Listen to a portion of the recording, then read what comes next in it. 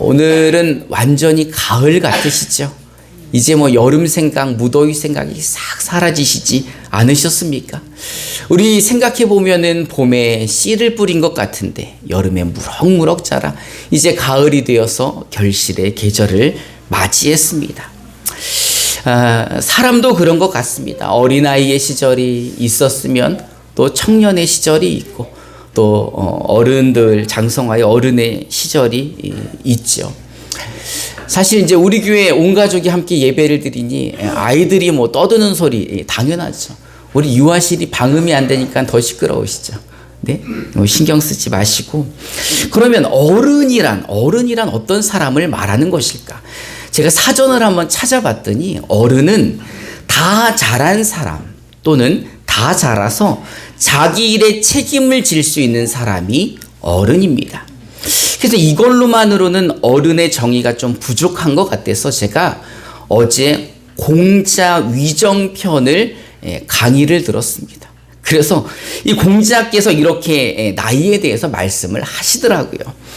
이 오심유오 이지우학, 오심유오이 나는 15살 무렵에 지우학, 학문의 뜻을 두었다. 그래서 15살이면은 뜻지, 배울 학해서 지학이라고 하죠. 그래서 어려서는 배움이 필요하다라는 말입니다. 31입, 이 30살에는 이립, 이 이자가 말, 이을 이자니까는 립, 뜻을 세웠다라는 것입니다. 나는 30에 뜻을 세웠다. 42불혹, 40대에는 불혹, 미혹되지 않았다, 혹하지 않았다. 세상의 정신을 뺏겨 갈팡질팡하지 않았고 판단이 흐트러지는 일이 없었다라는 것입니다.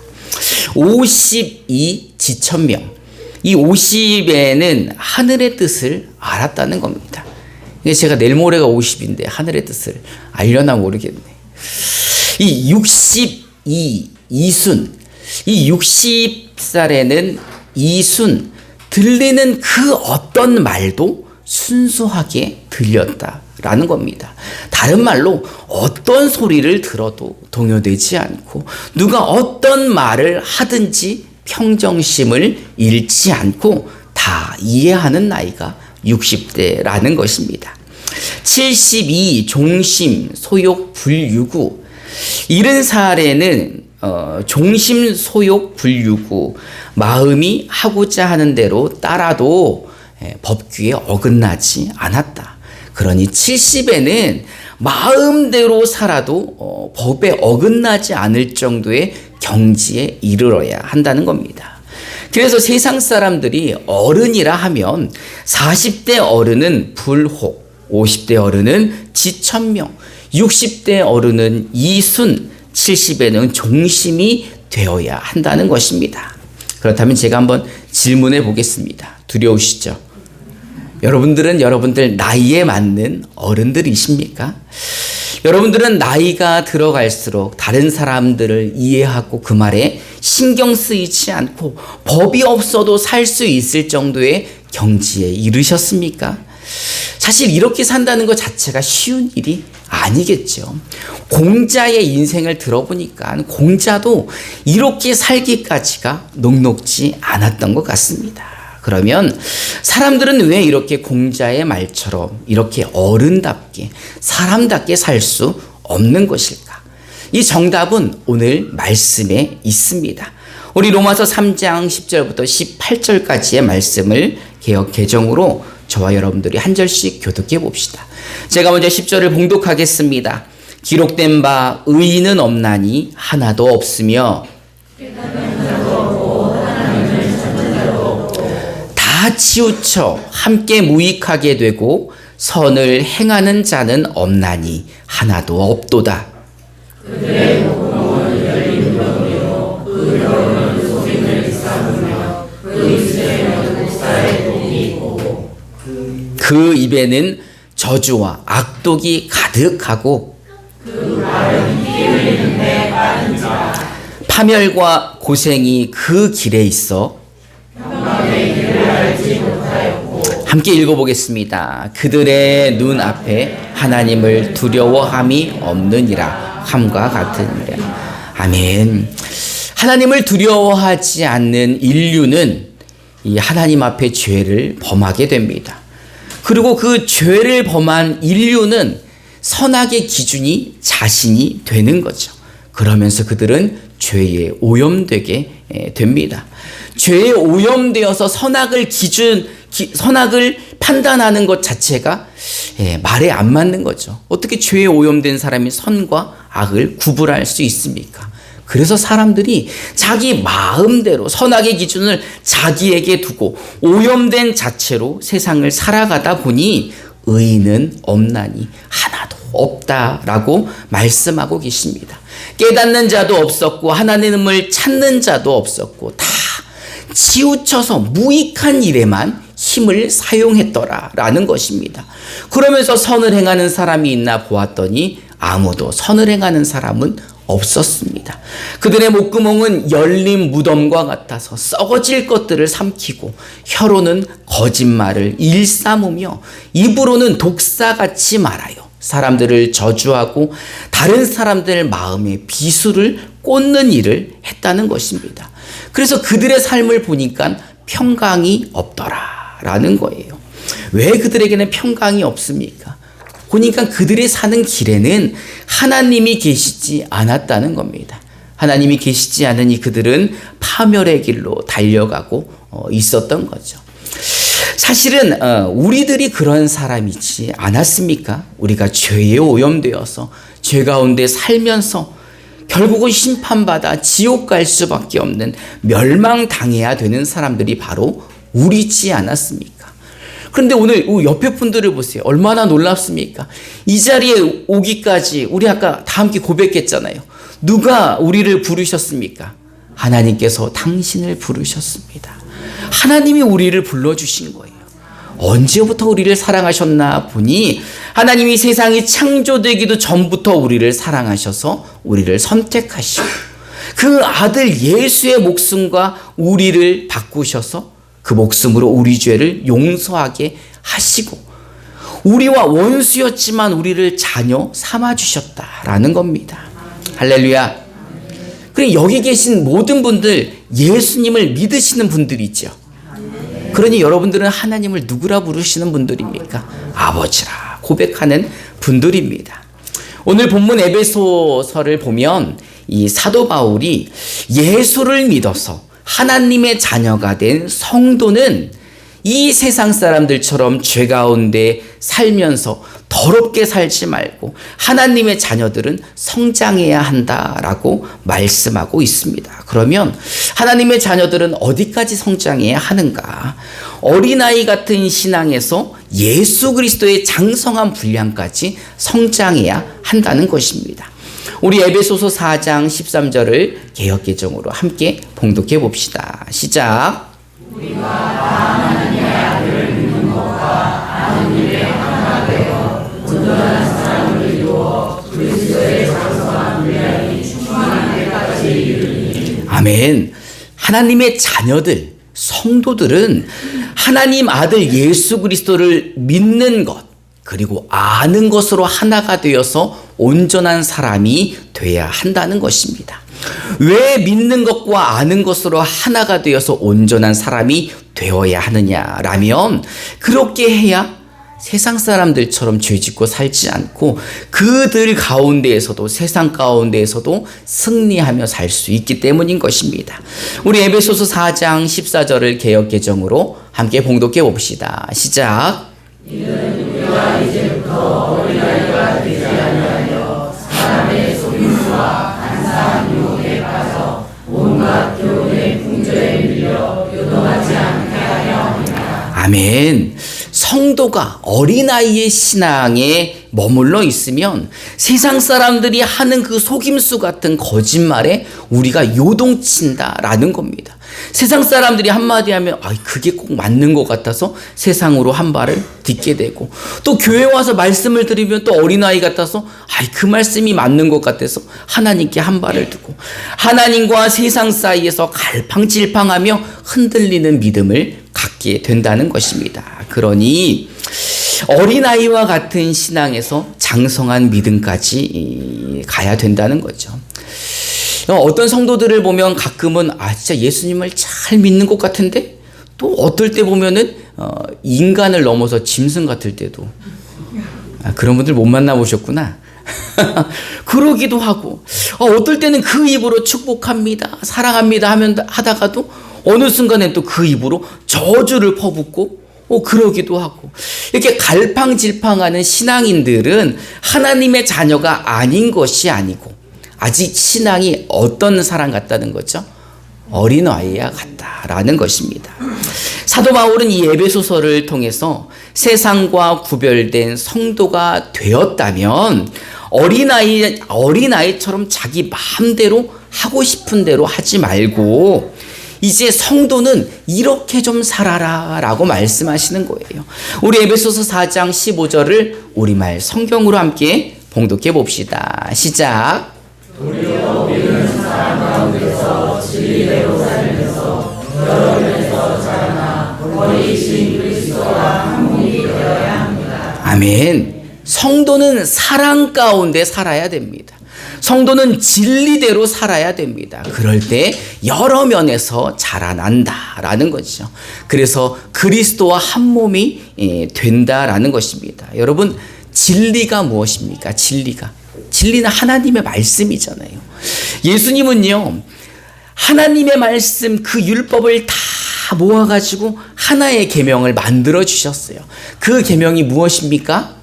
내가 너희를 사랑한 것처럼 너희도 서로 사랑하라 라는 것입니다. 내가 너희를 사랑한 것처럼 너희도 서로 사랑하라 라는 거죠. 그래서 성도는 사랑 가운데 서로 사랑하며 사는 사람들이라는 것입니다. 그러면 여기서 말하는 사랑은 무엇입니까? 주님께서 우리를 어떻게 사랑하셨습니까? 목숨까지 내어주시면서 죄인된 원수된 우리를 사랑하셨던 거죠. 그러니 우리도 원수에게 무엇까지 내어주어야 되는 거예요? 우리 옆에 분들을 보고 인사합시다. 왜 말을 못해? 이거는 말하기가 좀 어렵죠. 원수에게 어떻게 우리의 목숨을 내어줄 수 있는가? 사실 우리는 그런 사랑을 하기가 쉽지 않죠. 사실 할 수가 없습니다. 그래서 하나님께서 우리에게 도와주시는 분을 보내주셨는데 그분이 누구십니까? 바로 보혜사 성령님이시라는 겁니다. 여러분, 그 성령님이 어디 계십니까? 우리 옆에 분들하고 한번 인사해 보시죠. 알긴 잘하십니다. 알긴 너무 잘 알아요. 우리는 성령님이 우리 안에 계시는 거 너무 잘 알아요. 그 성령이 지금 왜 여기 계시다는 거예요? 도와주려고. 우리를 도와주려고. 그렇게 목숨까지 내놓으면서 사랑할 수 없는 우리가 째째한 사람인 것을 너무 잘 알기 때문에, 우리가 부족한 사람인 걸 잘 알기 때문에 우리는 어린아이 같아가지고 성장할 기미가 안 보이기에 성령이 우리를 도와주시려고 우리 가운데 계시다는 겁니다. 제가 이렇게 멀쩡하게 옷을 입고 있지만 이 안에다가 아침에 싼 똥을 넣었어요. 여기다 똥을 가지고 있다면 냄새를 숨길 수 있을까요? 없을까요? 없어요. 어디 가나 사람들이 어머 이게 무슨 냄새야? 어떤 사람은 청국장인지도 모르겠죠. 근데 만약에 이 안에다가 꽃향기가 가득 나는 향수를 막 뿌리고 왔다면 제 몸에 있는 꽃냄새를 숨길 수가 없겠죠. 여러분들 지금 여러분 안에 누가 계시다고 하셨습니까? 보혜사 성령님이 계시다고 하셨습니다. 그러면 내 안에 성령이 계신 분들은 그 성령을 숨길 수가 없는 거예요. 내 안에 빛이 있다고 하면 그 빛을 숨길 수가 없는 거죠. 여러분, 성령 충만이라는 말 들어보셨습니까? 교회 다니는데 그런 소리 안 들어보진 않았을 거 아니에요. 성령 충만 많이 들어봤어요. 이게 뭘까요? 성령으로 충만하다라는 거예요. 내 안에 성령이 가득 차 있다는 거예요. 만약에 성령님이 물 같으면 가득 차 있어서 흘러 넘치고, 빛이라고 하면 환한 빛이 있어서 숨길 수가 없다는 거죠. 내 안에 성령이 그렇게 가득하게 있는 사람은 성령의 열매를 맺게 되어 있습니다. 우리 갈라디아서 5장 22절부터 23절을 우리말 성경으로 함께 읽어봅시다. 시작. 그러나 성령의 열매는 사랑과 기쁨과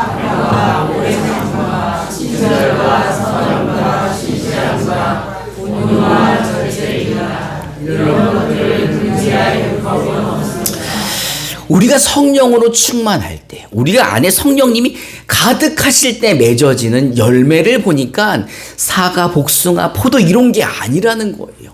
사랑이고 기쁨이고 평화였고 오래 참음이었고 친절과 선함과 신실함과 온유와 절제라는 겁니다. 여러분, 오늘 가을 운동회라 설교가 금방 끝날 줄 아셨죠?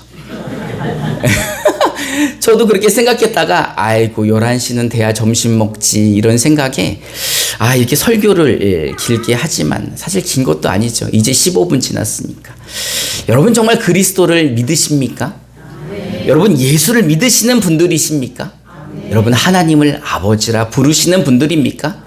그렇다면 이 안에 성령이 있다는 거예요. 그러면 우리가 알게 모르게 이미 우리는 성령의 열매를 맺었다는 거예요? 안 맺었다는 거예요?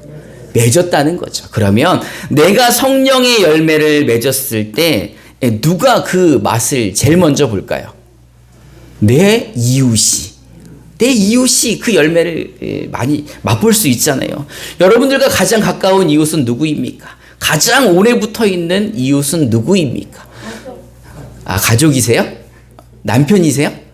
그럼 남편이 제일 잘 알겠네. 아유, 우리 집사람은 그냥 사랑이 흘러 넘쳐. 우리 아내는 차마 오래 참아 그렇게 참는 사람 내가 본 적이 없어.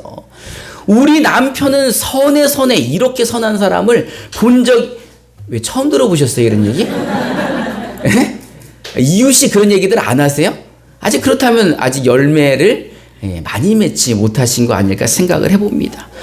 김 집사님이 가는 곳마다 사람들이 아이고 임마누엘 교회 다니는 저 집사님은 온유하기가 이루 말할 수가 없어. 그럼 그 사람들은 무슨 열매를 먹고 있는 거예요? 그 김 집사님의 온유의 열매들을 먹고 있는 거예요. 아이고 임마누엘 교회 장로님이 가는 곳마다 아주 그냥 선행이 이루 말할 수 없어. 장로님의 선행의 열매를 먹고 있는 거죠. 그렇다면 이 9가지 열매 중에 목사라면 몇 개의 열매를 맺어야 할까?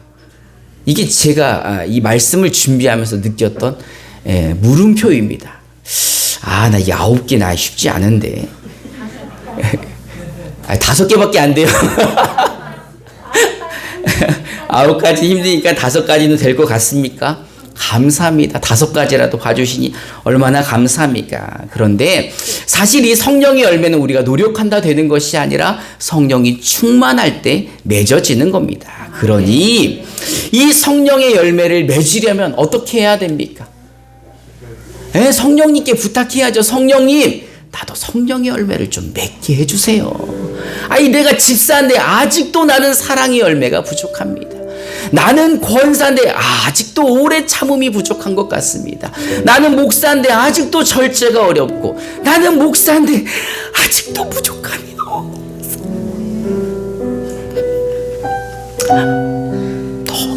너무 창피합니다. 이렇게 우리가 기도할 때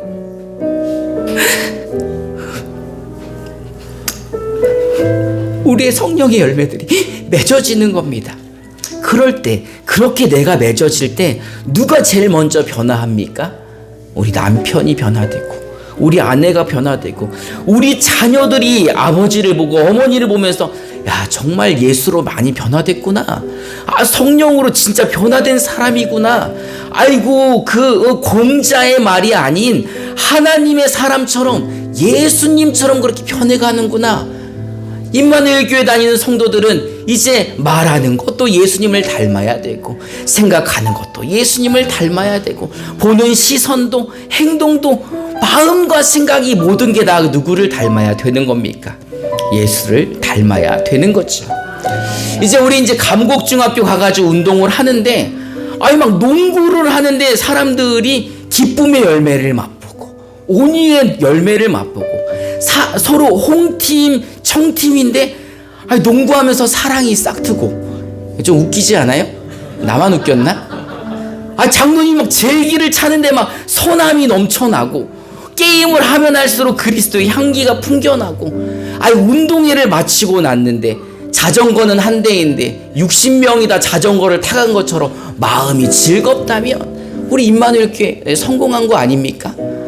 치약 하나 받아간 사람이랑 자전거 한 대 받아간 사람이랑 받은 기쁨이 동일하다면 오늘 우리 운동에 정말 잘한 것 일 것입니다. 사실 오늘 가을 운동의 목적은 여기에 있습니다. 그러니 여러분 너무 부담 갖지 마시고 온전히 주님을 의지하여 순간순간마다 기도하세요. 예, 그 순간순간 게임할 때마다 주님 내 성령의 열매가 나타나게 하여 주시옵소서 이렇게 기도합시다. 그래서 우리 이 가을 운동에 아니 오늘 하루 내내 내 안에 있는 성령의 열매로 이웃들을 배부르게 맛볼 수 있는 그런 은혜가 있기를 주님의 이름으로 축원합니다. 이 시간 우리 함께 찬송하고 기도하는 시간 갖도록 하겠습니다.